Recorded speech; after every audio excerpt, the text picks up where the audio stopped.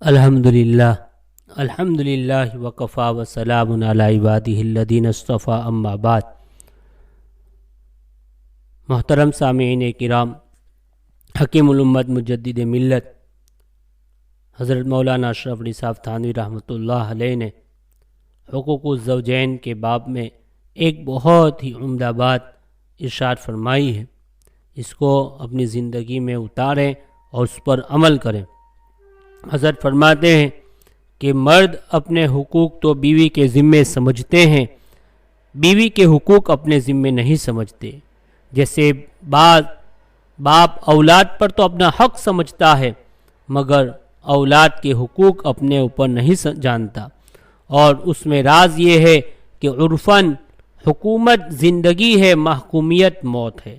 جو حاکم ہوتا ہے وہ اپنے آپ کو زندہ سمجھتا ہے، جو محکوم ہوتا ہے، جو رعایت میں ہوتا ہے، اپنے ماتحت ہوتا ہے، اس کو مردہ سمجھا جاتا ہے۔ اس لیے حاکم زندہ ہے اور وہ اپنے حقوق کو بھی زندہ سمجھتا ہے اور وصول کر لیتا ہے، اور محکوم چونکہ مردہ ہے اس لیے اس کے حقوق بھی مردہ سمجھے جاتے ہیں۔ اسی لیے آپ دیکھیں گے کہ آج کل ہر محکوم کے حقوق مردہ ہے۔ بہت عمدہ بات کہی حضرت نے کہ آج کل ہر محکوم کے حقوق مردہ ہے۔ اکثر سلاطین، بادشاہ، سرکار رعایا سے اپنے حقوق وصول بھی کر لیتے ہیں اور مطالبہ بھی کرتے ہیں، مگر رعایا کے حقوق ادا نہیں کرتے، ان کی راحت و چین کا پورا انتظام نہیں کرتے۔ کتنی بڑی بات کہی۔ اسی طرح سلاطین سے نیچے جو حکام ہیں وہ بھی اپنا بھلا جانتے ہیں، محکومین کے ساتھ ذرا ہمدردی نہیں کرتے۔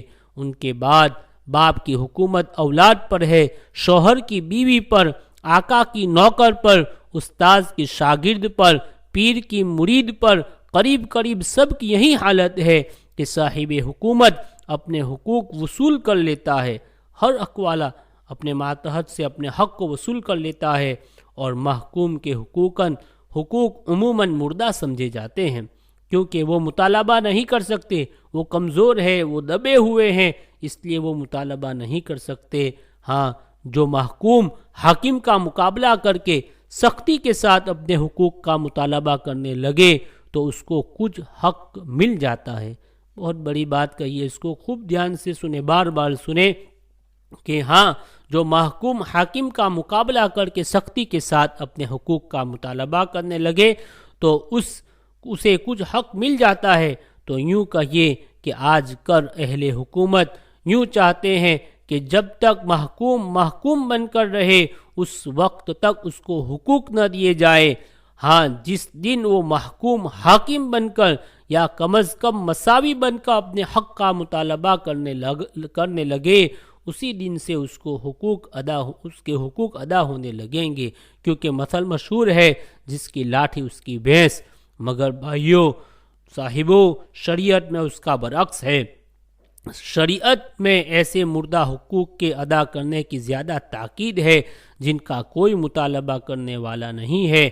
حدیث میں ہے کہ جس حق کو خدا کے سوا کوئی نہیں جانتا، حتیٰ کہ صاحب حق بھی نہیں جانتا، ایسے حقوق خدا تعالیٰ خود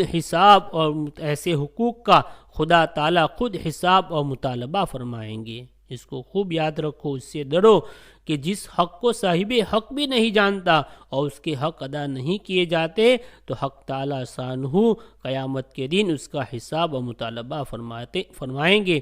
حدیث سے معلوم ہوتا ہے کہ جس شخص کا کوئی مددگار نہ ہو، خدا اس کا سب سے زیادہ مددگار ہوگا۔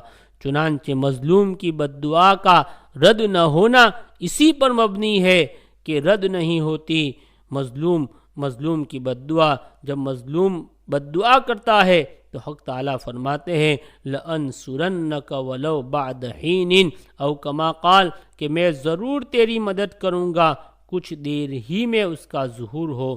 ضروری نہیں کہ ابھی فوراً جو ہے اللہ رب العزت اس کو ظاہر فرما دیں، کبھی چاہے دیر ہو جائے لیکن اللہ رب العزت جو ہے اس کی ضرور مدد فرمائے گا۔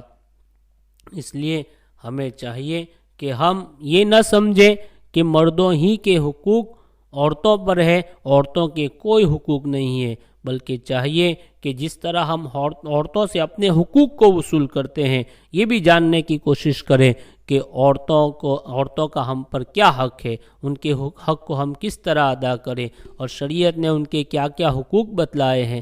اللہ رب العزت ان قیمتی باتوں کو ہمیں سننے کی اور اس پر عمل کرنے کی توفیق عطا فرمائے۔